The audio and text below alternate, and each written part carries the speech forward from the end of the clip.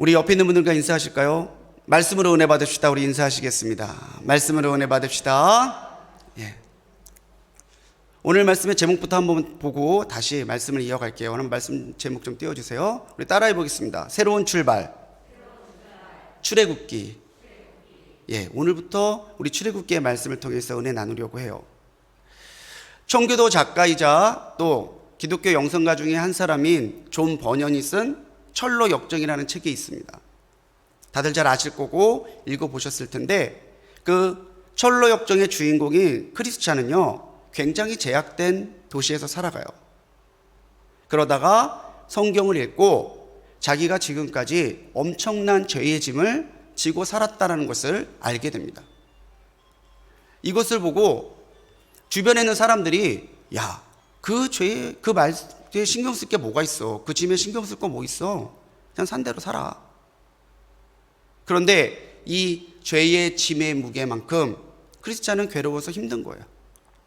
결국 그는 이 말씀에 기록된 데를 따라 순례를 떠나고요, 십자가 앞에서 그의 죄의 짐이 벗어지는 경험을 하게 됩니다. 우리가 예수 그리스도를 구주로 믿게 되면은 우리는 그동안 보지 못했거나 무지했던 우리의 죄의 무게를 발견하게 돼요. 나는 지금까지 아무 이상 없이 살았던 사람인 것 같은데 말씀에 비추어 은혜에 비추어 보았더니 나는 내 능력으로는 감당할 수 없는 죄의 무게를 지고 살아가는 사람이라는 것을 깨닫게 되죠. 이 죄의 무게를 깨닫게 되면 동시에 어떻게 하면 이 죄의 무게를 벗어날 수 있는가, 이 문제를 고민하게 돼요. 그 문제로 기도하고 그 문제로 구원과 자유함을 찾다 보면은 비로소 오직 예수님 안에서만 우리가 진정한 자유를 누릴 수 있음을 깨닫게 됩니다. 이러한 믿음으로, 이러한 갈망으로, 회개와 진실한 고백으로 우리는 예수님 안에서 참된 자유를 경험하게 되죠. 이것이 기독교가 말하는 구원의 핵심이고, 구원은 오직 그리스도 예수를 통해서 우리에게 주어지는 선물입니다. 이러한 자유, 이러한 구원을 구약에서 잘 표현한 책 중에 하나가 바로 출애굽기예요. 애굽을 벗어나는 출애굽의 기록은요, 그 자체가 하나님이 말씀하셨던 언약의 성취이고 동시에 하나님만이 하실 수 있는 자유의 역사라고 하는 것이죠. 오늘부터 우리는 우리 함께 목사님들과 출애굽기의 말씀을 함께 준비하며 출애굽기의 은혜를 나누려고 합니다. 출애굽기의 말씀을 나누면서 다시 믿음으로 새로운 출발을 하는 이스라엘 백성들처럼 하나님 안에서의 자유와 하나님 안에서의 은혜를 깊이 체험하는 우리 모든 성도님들이 되시기를 축복합니다. 먼저 출애굽기는요, 하나님의 신실하심을 보여줘요. 하나님은 신실하신 분, 거짓을 말하지 않는 분, 말씀하신 것, 계획하신 것, 허락하신 것은 반드시 이루시는 하나님이시라는 하나님의 신실하심을 증거하고 있습니다. 출애굽기는 오경 중에 두 번째 책이에요. 오경의 5권의 책들은 각각의 중요한 주제를 다루고 있습니다.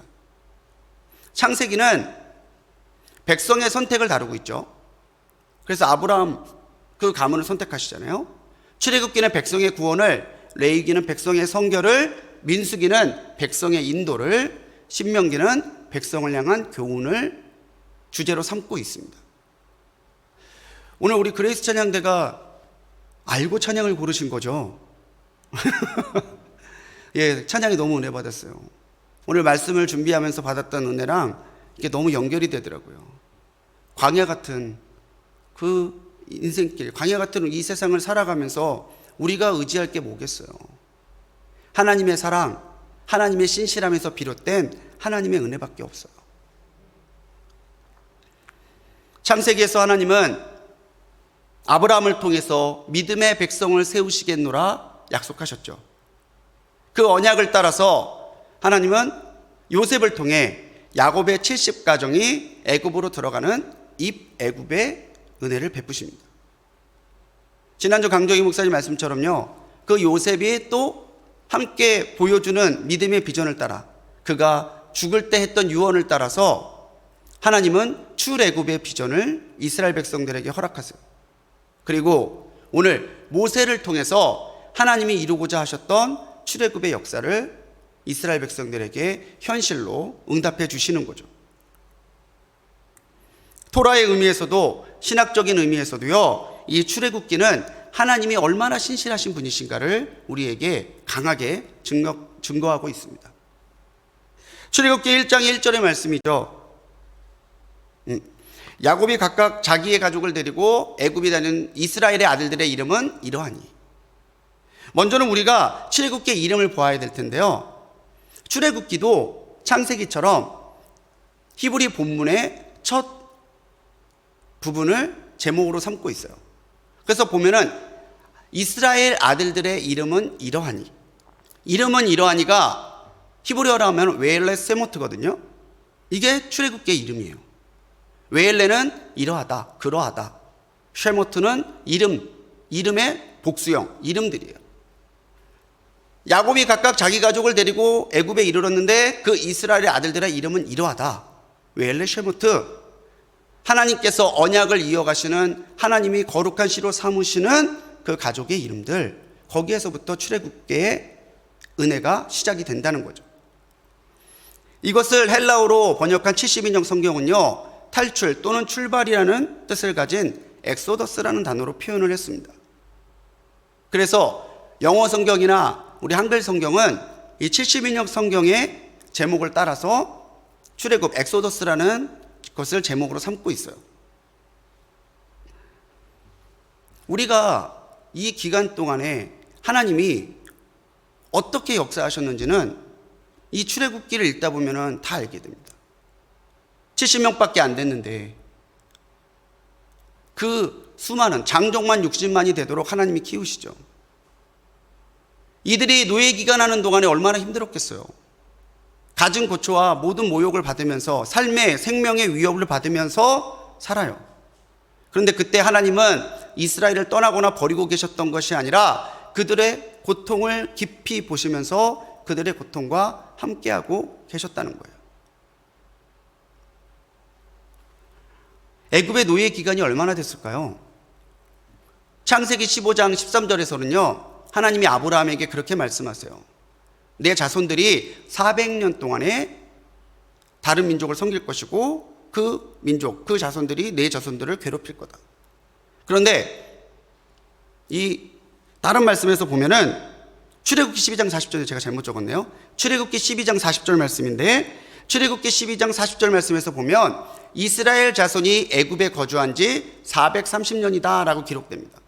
그러니까 창세기는 400년이라고 그러는데 출애굽기는 430년이라고 그래요. 30년의 차이가 있죠. 왜 차이가 있을까? 아직도 이거는 많은 학자들이 연구하고 의견이 부딪히는 부분이에요. 그런데 왜 30년의 차이가 날까 보다 400년이나 430년이나 400년이 넘어요. 정말 그 긴 시간 동안에 하나님께서 이스라엘을 얼마나 사랑하시고 그들의 고통을 보고 계셨느냐, 그게 중요하다라는 거죠. 400년이 넘는 시간은 이스라엘 백성들에게는 정말 끔찍했던 고통의 시간이고 노예의 시간이었지만, 동시에 이 시간은 하나님이 아브라함을 통해서 주셨던 그 거룩한 선민의 비전을 허락받는, 출애굽의 은혜를 허락받는 그 은혜에 합당한 민족이 되는 준비 기간이었다는 거예요. 출애굽기는 그 오랜 시간 동안 언약대로 백성의 모든 고통을 보시고 돌보시고 먹이셨던 하나님의 신실하심을 우리에게 보여주고 있어요. 하나님의 신실하심은요, 10가지 재앙에서도 잘 볼 수 있습니다. 출애굽기의 가장 중요한, 정말 드라마틱한 부분 중 하나잖아요. 10가지의 재앙. 이 10가지의 재앙을 학자들은 이 이집트의 다신 문화와 연결지어 연구합니다. 그러니까 이집트의 신들로 추앙받던 존재들이 하나님 앞에 무력하게 무너지는 모습을 보면서 그것들은 우상이고 하나님만이 살아계신 참신이시라는 것을 보여주는 사건이었다는 거죠. 10가지 재앙을 한번 볼까요? 피, 나일강이 피로 바뀌죠. 개구리, 이, 파리, 악질, 독종, 우박, 메뚜기, 흑암, 장자의 축복. 이 10가지로 끝나요. 이 10가지를 쉽게 외우기 위해서 제가 만든 거예요. 피게이파의 악독한 놈들이 우매 흑장으로 쳐들어왔다. 예, 피게이파 알죠? 피, 개구리, 이, 파리.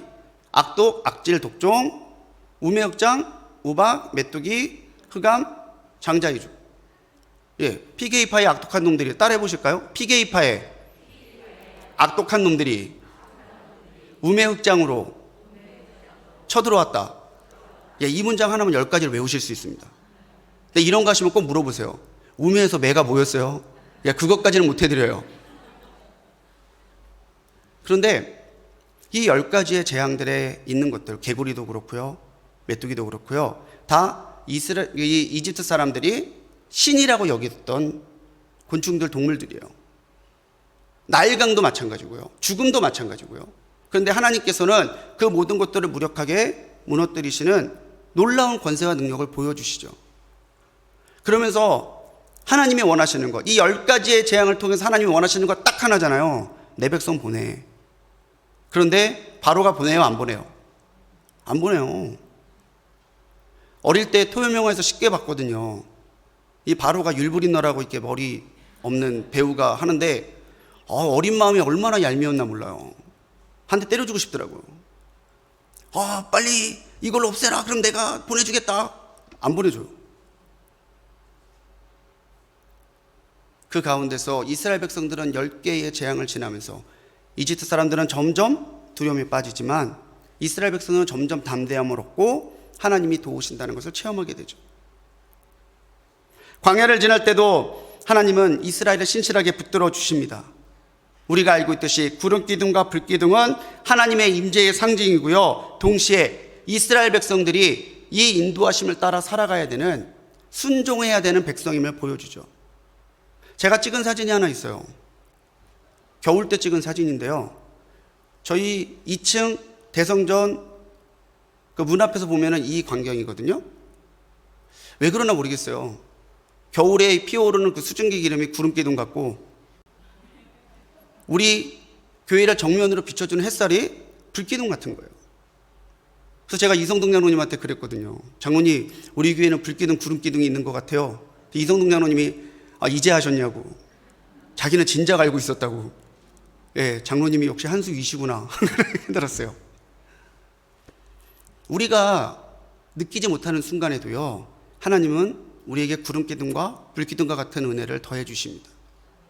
문제는 우리가 구름기둥을 따라 불기둥을 따라 살고 있느냐는 거예요.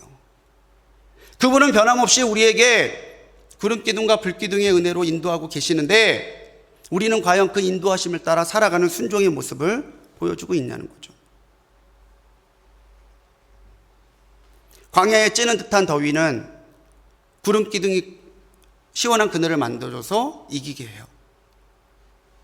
살을 에일 듯한 광야의 추위는 불기둥의 그 불과 그 따뜻한 온기와, 또 끝간데 모르는 흑암은 불기둥의 밝음이 지켜주고 보호해줘요.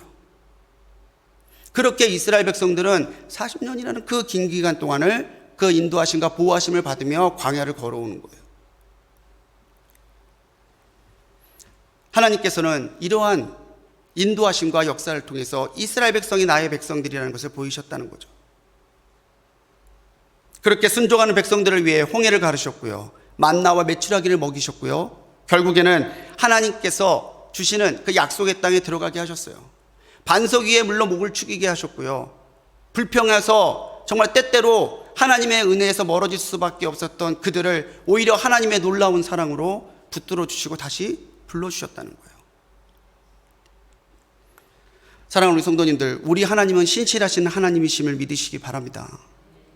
오늘도 나를 불기둥과 구름기둥으로 인도하시는 능력의 하나님이심을 믿으시기 바랍니다. 그렇다면요, 오늘 우리는 그 하나님의 신실함을 믿음과 순종으로 따라야 된다는 거죠.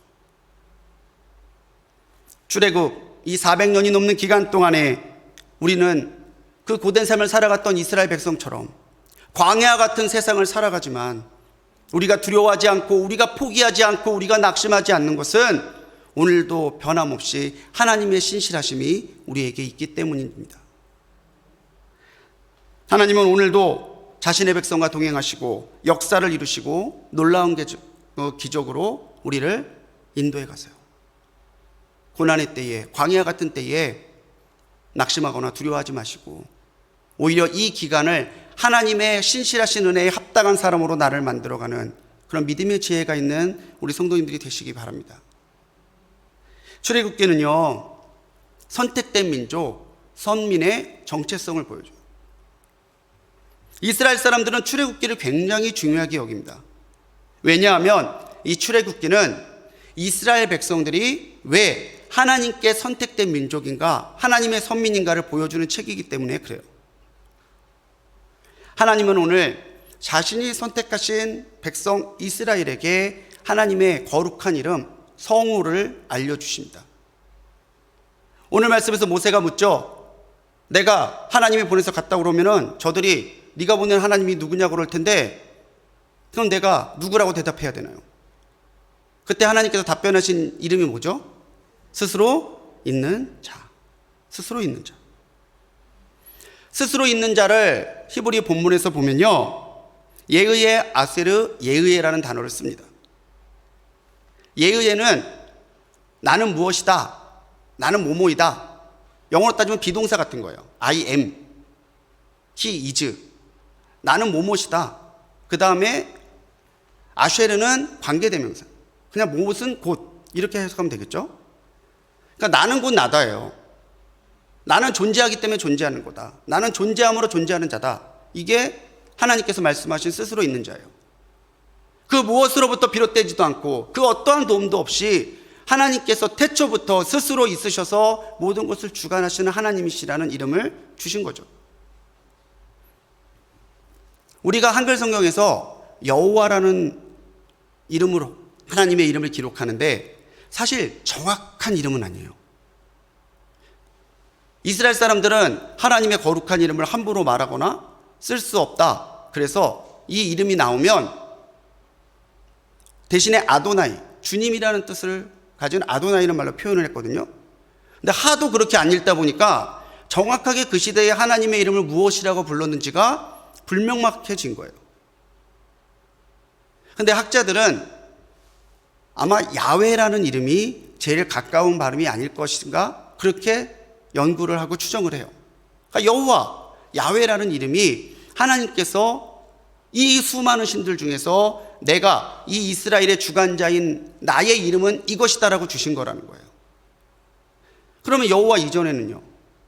여호와 이전에는 엘 또는 엘로힘이라는 단어로 하나님을 표현했어요. 고대의 신적인 존재, 초월적인 존재를 엘이라고 했는데 이 엘을 복수형으로 사용하면 엘로힘이 돼요.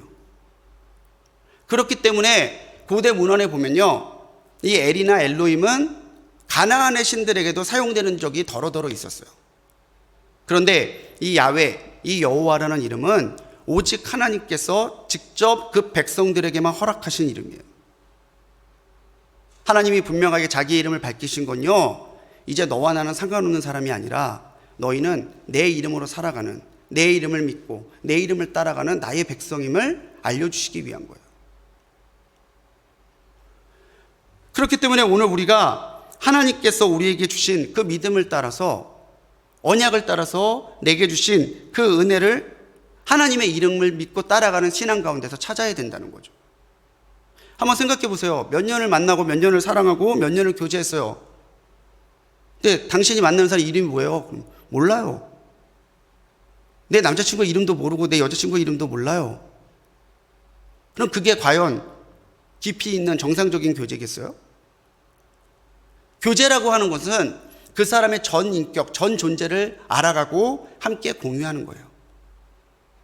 이제 하나님은 자신을 명확하게 드러내셨고요, 출애굽의 사건과 또 홍해를 건너게 하심과 광야에서의 모든 약속을 통해서 하나님만이 너희의 참 신이시라는 것을 보여주셨다는 거죠. 두 번째, 선민은요, 언약으로 탄생해요. 하나님을 알고 믿는 믿음에서부터 또 하나님이 이제는 너와 내가 하나임을, 나는 너희 하나님이고 너는 나의 백성임을 우리 분명하게 밝히자. 이게 하나님의 언약이죠. 창세기에서는 아브라함의 횃불 언약이 나오죠. 출애굽기에서는 신의 산 언약이 나와요. 시내산에서 하나님이 이 모세를 통해서 율법과 하나님의 약속을 주시고, 이제 시내산 언약을 통해서 이스라엘 백성들은 아브라함의 한 부족이 아니라 하나님의 역사를 이루어갈 한 민족, 한 나라임을 공포하게 되는 거예요.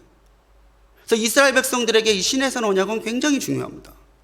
왜냐하면 그 시내산 언약에서부터 우리는 하나님의 선민이고 우리는 한 이스라엘이라고 하는 민족적인 정체성이 형성되기 때문에 그렇다는 거죠. 언약은요, 하나님께서 이미 창세기에서 배신을 경험하셨잖아요. 아담과 하와에게 언약을 주셨는데 아담과 하와가 그 언약을 이기지 못해요. 지키지 못해요. 그래서 모든 인류들은 죽을 수밖에 없는 그런 저주에 빠지죠. 그런데도 하나님은 우리를 향한 사랑을 포기하지 아니하시고 계속해서 자신을 보여주시고 와서 언약을 통해서 제발 나 좀 믿어달라, 제발 나와 함께 해달라. 하나님께서는 우리에게 사랑으로 끊임없이 다가오고 계세요. 아브라함에게 주셨던 언약이 시내산의 언약으로 새로워졌어요. 한 부족에 불과했던 아브라함의 가문이 이제는 하나님의 약속의 땅에 들어가 차지할 만큼 강력한 민족으로 자라나게 됐어요. 이렇게 하나님의 이름과 또 하나님의 언약을 통해서 이스라엘 백성들이 하나님의 백성이 됐다면요, 이제 그 사람들은 더 이상 세상의 정체성이 아니라 하나님의 백성의 정체성을 가지고 하나님이 주신 율법, 하나님의 말씀과 뜻에 따라 살아가야 되는 존재임을 기억하며 살아가야 돼요. 이스라엘은 독특한 지파 연맹체죠. 12지파가 있어요. 무려 12개의 지파나가 있는데도 이스라엘 사람들은 12개의 나라라고 이야기하지 않습니다.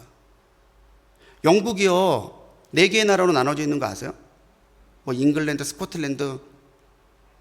자기들끼리는 뭐 영국 왕국이라 그러는데 자기들끼리 축구 경기 하잖아요. 국제 경기라고 그래요.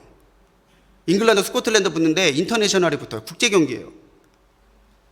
네 나라도 한 나라가 되기 힘들어요. 그런데 12개의 지파가 한 민족, 한 나라를 이룰 수 있는 것은 우리는 한 하나님을 믿고 한 언약을 받은 한 민족이라고 하는 이 시내산 언약의 정체성이 있기 때문이에요. 때때로 이스라엘은 범죄에서 이 언약으로부터 멀어지거나 이 언약이 깨질 위기를 겪죠. 그런데 그때마다 이스라엘 백성들은 다시 출애굽의 그 역사와 말씀과 은혜를 기억하면서 믿음의 공동체를 재건하고 하나님의 그 은혜를 향한 하나님의 신앙을 회복하며 가요. 오늘 새벽에도 느헤미야 9장에서 느헤미야가 영적인 갱신을 일으켰을 때 선포했던 말씀 중에 하나가 출애굽의 말씀이에요. 우리가 비록 먼 타국에서 오랫동안 노예 생활했지만 하나님은 다시 우리를 이 땅으로 불러주셨어요. 마치 우리의 선조들이 애굽을 떠나는 출애굽의 그 은혜와 능력으로 여기까지 왔던 것처럼 이제 우리도 그 출애굽하신 하나님이 다시 돌려주셨으니까 다시 하나님의 말씀대로 하나님의 뜻대로 살아가자. 그게 이스라엘 백성들이 신앙을 회복하고 민족의 정체성을 회복했던 이야기예요. 오늘 우리가 신앙의 정체성을 갖는 것은 굉장히 중요합니다. 출애굽기가 단순히 이스라엘 백성들에게만 해당되는 이야기가 아니라 오늘 나에게 해당되는 건요, 나도 하나님의 이름을 받아 하나님의 은혜를 받아 하나님의 사람이라고 하는 정체성을 가지고 살아가야 되는 존재이기 때문에 그렇다는 거죠. 부흥사로 유명한 무디 목사님이요, 그렇게 설교하셨어요. 세상 사람 중 100명 중에 1명은 성경을 읽지만 99명은 그리스도인을 읽는다. 세상에 100명의 사람이 있다고 가정하면 1명은 성경을 통해서 하나님을 읽고 하나님을 깨달아요. 그리스도인을 얘기하는 거겠죠. 그런데 그 1명이 아닌 99명의 사람들은 말씀을 읽고 변화된 그 한 사람을 읽으면서 하나님이 어떤 분이신가를 보고 깨닫는다는 거예요. 왜 우리가 그리스도인의 정체성을 가지고 살아야 될까요? 왜 우리가 주님의 말씀과 주님의 뜻대로 살아가야 될까요? 이스라엘 백성을 통해서 그 땅 가나안 또 주변의 민족들이 하나님을 알고 두려워했듯이요, 오늘 이 세상을 살아가는 우리를 통해서 세상은 하나님을 알게 되고 하나님을 보게 되기 때문에 그래요. 오늘 나에게 내가 하나님의 자녀라는 정체성이 있습니까? 오늘 나의 삶은 예수님을, 그 주신 은혜를 따라 예수님을 증거하는 삶을 살고 있습니까? 우리도 예수라는 거룩한 이름을 받았잖아요. 예수의 이름으로 구원받고 그리스도인이 됐어요. 우리도 복음이라는 언약을 붙들고 살아가잖아요. 그렇기 때문에 우리는 점점 더 하나님께 가까이 나가는 삶을 살아야 될 줄 믿습니다. 분명한 정체성을 가지고 하나님이 주신 말씀과 그 복음의 언약 약속을 따라서 오늘도 99명의 사람을 하나님 보게 하는 한 사람으로 살아가는 우리 성도님들이 되시기 바랍니다. 마지막으로 출애굽기는요, 예수 그리스도 그분을 보여줍니다. 출애굽기는 유대교와 또 이스라엘 백성들에게는 하나님의 율법을 보여주었지만요, 기독교와 교회에는 그리스도와 하나님의 구원의 역사를 보여주는 책이에요. 제가 출애굽기를 강의할 때 좀 잘 기억했으면 좋겠어서 했던 말이 있어요. 구약은 잘 구워야 되고 신약은 잘 볶아야 된다고. 구운 건 뭐겠어요? 출애굽기를 얘기하는 거죠. 신약은 왜 볶아야 돼요? 사복음서가 있잖아요.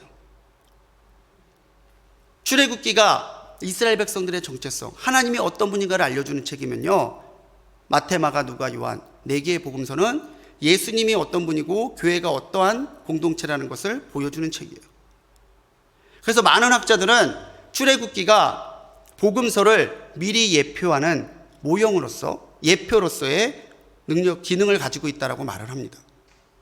그렇다면 뭐예요? 복음과 구원의 핵심은 누굽니까? 누구세요? 예수님이에요. 그 예수님의 어떤 분이신가, 우리에게 오실 메시아가 어떤 분이신가를 보여주는 책 중에 하나가 출애굽기라는 거죠. 출애굽기에는요, 수많은 상징적인 사건들, 상징물들이 나옵니다.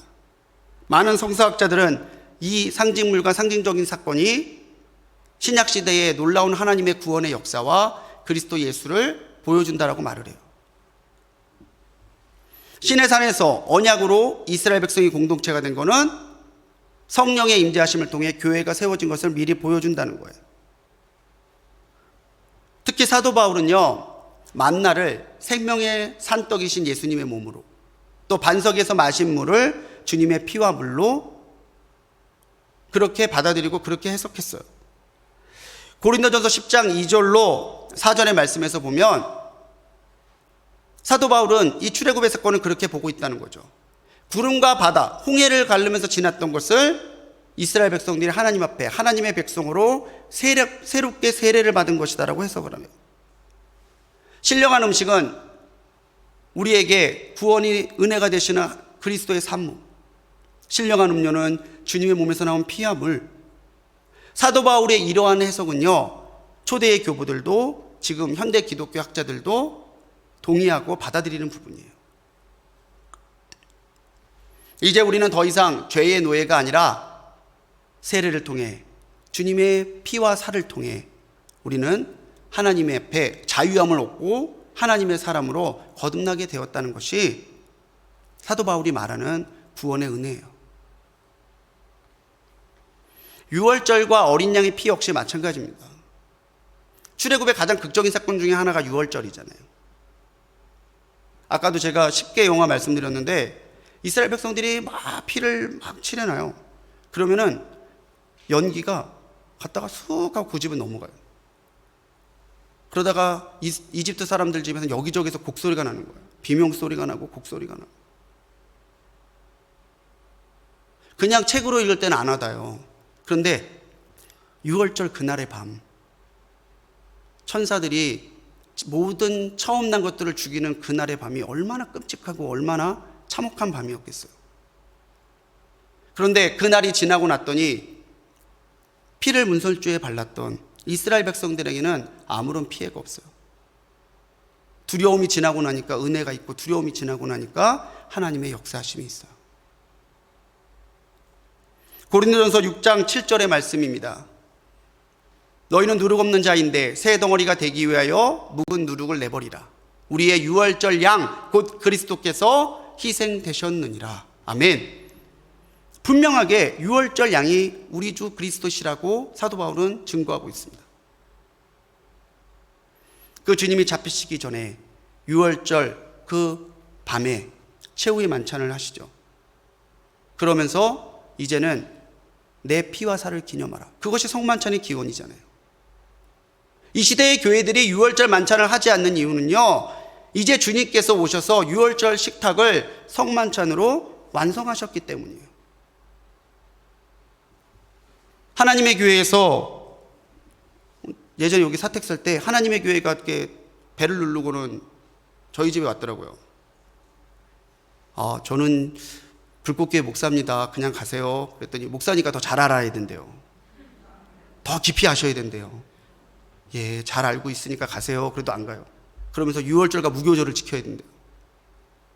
유월절과 무교절, 벌써 그 말 자체가요, 그 사람들은 주님의 보혈과는 상관없는 사람들이라는 것을 스스로 인정하는 것과 다를 바가 없어요.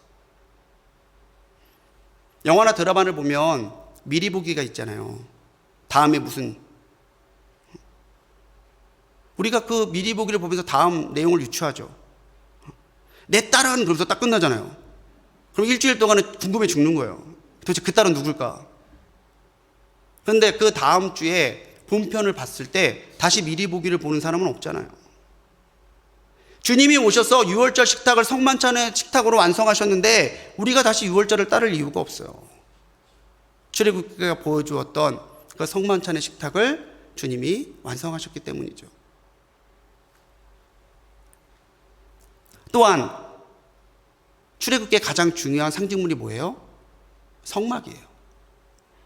성막 역시 마찬가지입니다. 중요한 것은 이 성막이 건물을 가리키는 것이 아니라 하나님께서 세우시는 거룩한 공동체, 교회를 미리 보여주는 것이고, 이 성막 자체가 예수님이 어떠한 분이시라는, 예수님의 신성과 인성과 그분의 사역을 보여주는 상징물이라는 거예요. 출애굽기, 또 시내산 언약, 그리고 홍해와 만나와 반석의 물, 성막, 이 모든 것들은 이제 예수님이 우리에게 구세주로 오실 것이고 그 이름을 믿는 자에게는 은혜의 은혜를 더하실 것을, 구원하실 것을 미리 보여주는 예표라는 거예요. 출애굽기는 이 모든 것을 보여주고 나서요, 광야나 율법의 이야기, 성막의 건립에서 끝나지 않고 어떻게 마무리를 짓냐면요, 40장 38절 마지막 절이에요. 우리 같이 읽어보겠습니다. 시작. 낮에는 여호와의 구름이 성막 위에 있고 이스라엘의 온 족속이 그 모든 행진하는 길에서 그들의 눈으로 보았더라. 아멘. 그들의 눈으로 본 게 뭐예요? 우리와 함께 하시는 하나님이에요. 출애굽기는 이걸 말해주는 거예요. 하나님이 우리와 함께 하시다. 임마누엘이잖아요. 하나님이 오늘도 나와 함께 하신다. 그러니 그 하나님과 동행하고 그 하나님 안에서 살아가라. 이것이 출애굽기입니다. 오직 하나님만을 바라보는 우리 성도님들이 되시기를 바랍니다. 오늘 출애굽기는요, 우리를 향한 크신 사랑으로 언약을 신실하게 이루시는 하나님을 말해줍니다. 우리는 하나님의 선민이고 그분과 동행하며 말씀과 뜻대로 살아가는 사람들이라는 것을 일깨워줘요. 99명을 주님 보게 하는 한 사람의 사람, 그 사람이 나임을 알게 하신다는 거죠. 또한 그리스도와 구원의 역사가 우리를 통해 우리를 위해 준비된 것임을 보여주는 책이에요. 오늘부터 다시 출애굽기를 한번 읽어보시기 바랍니다. 다시 출애굽기를 읽으시면서 애굽을 떠나 광야를 지나 가나안으로 가는 이스라엘 백성들처럼 새로운 믿음의 출발을 주님 앞에서 시작할 수 있는 우리 성도님들이 되시기를 간절히 소망해요. 그렇게 그분의 기적과 그분의 먹이심을 체험하고 그분이 예비하신 은혜와 구원의 능력을 체험하고 세상 가운데서 나는 그분의 선택된 민족임을 증거하며 살아갈 때에 하나님은 나를 통해서, 하나님은 우리 교회를 통해서 영광 받으실 줄 믿습니다. 그러한 삶으로 살아가는 출애굽 공동체와 같은 우리 불꽃교회가 되기를 주님의 이름으로 간절히 축원합니다. 기도하시겠습니다.